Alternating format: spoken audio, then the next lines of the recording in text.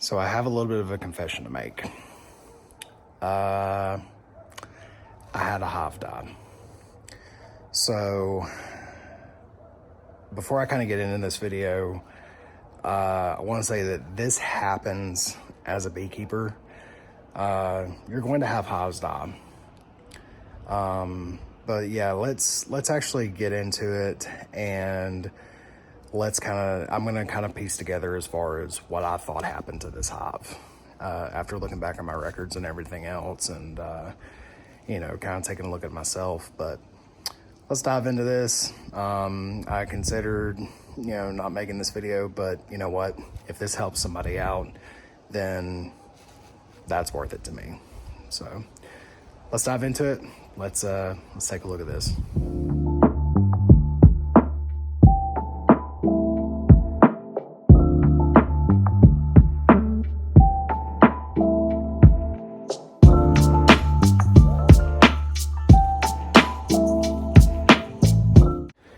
Okay, so I'm sitting here in the garage just simply because it is freezing cold outside right now.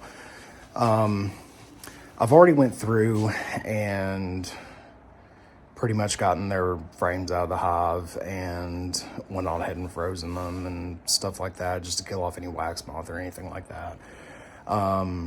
So the hive that I had die was my double deep box that I had. Essentially it's sort of like two hives died because I wanted to split this hive off and hopefully get another hive out of them come next year. So looking back at my records, however, I did notice that this hive was the hive that had a lot of varroa mite in it. And I tried in September and part of the way into October to kill off the mites between both Apigard and Formic Pro, but I wasn't able to. So their mite load was just so astronomically high. I had probably like 20 or 30 mites per 100 bees. So anyways, I got into this hive, and it was a warmer day. It was right around 55. So I wanted to just crack it open just to see what their population was like. And whenever I did that, I noticed no bees were coming out. And I noticed that there wasn't any activity in the front when there was activity on all of my other hives. So I cracked it open, no activity.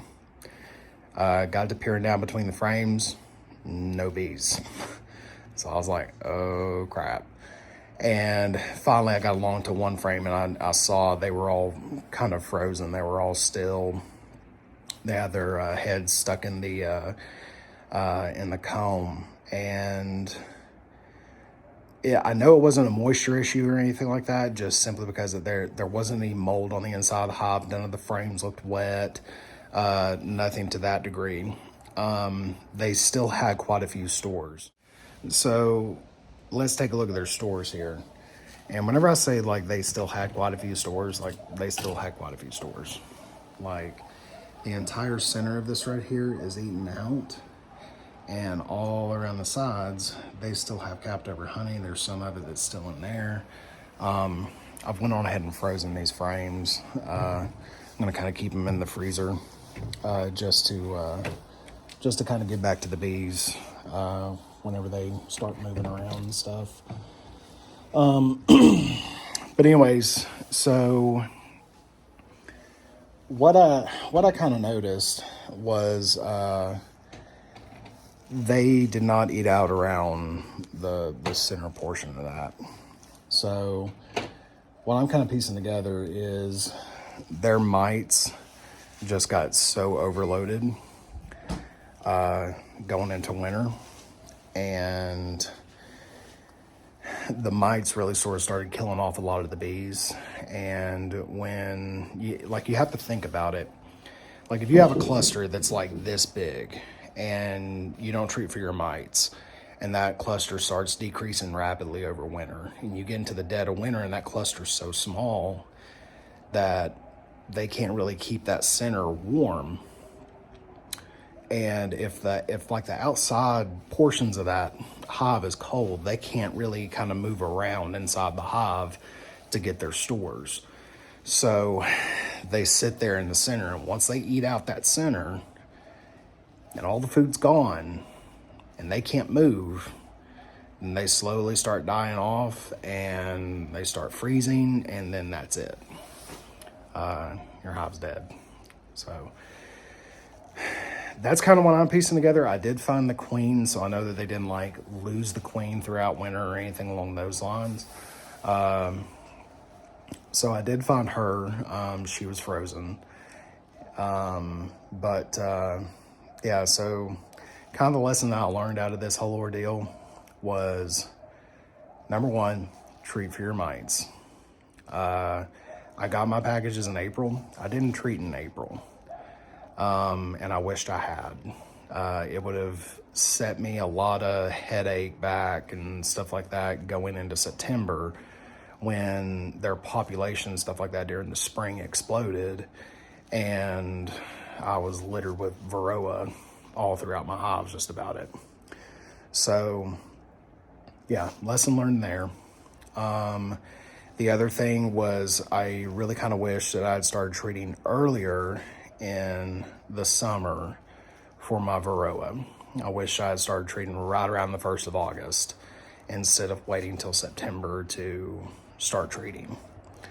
That way it would have allowed me a little bit more time. That way, like if the Apigard didn't work, I could throw some Formic Pro on there, or anything like that. So, or dinoxylic acid treatment.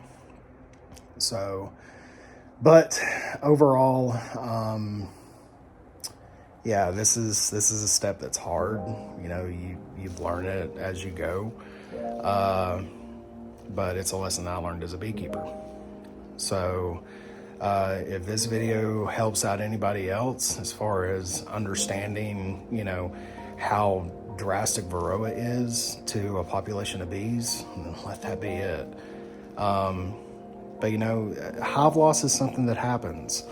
Sometimes the causes are unknown. Sometimes, it just is what it is. But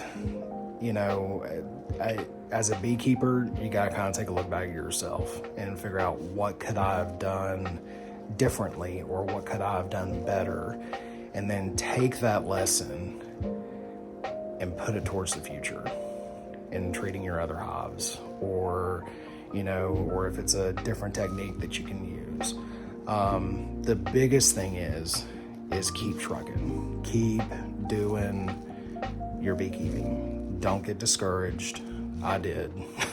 This is my first hive loss. I mourned the loss of my bees. I was like, oh gosh, no.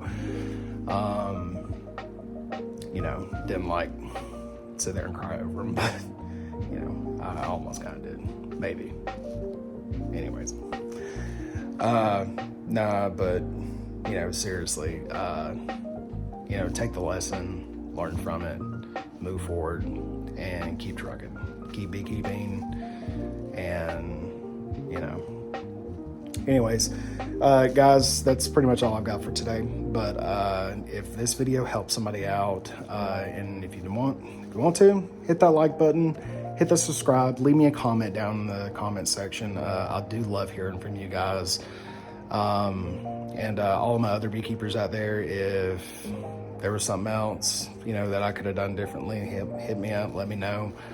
But yeah, this is beekeeping sort of a journey that you take on your own, but you've got others there to help you out too. So, all right, guys, y'all stay warm. It's still kind of freezing out right now, so hopefully we're gonna get some warm weather here come next week, and I can really start feeding my bees. So, but yeah, you guys take care.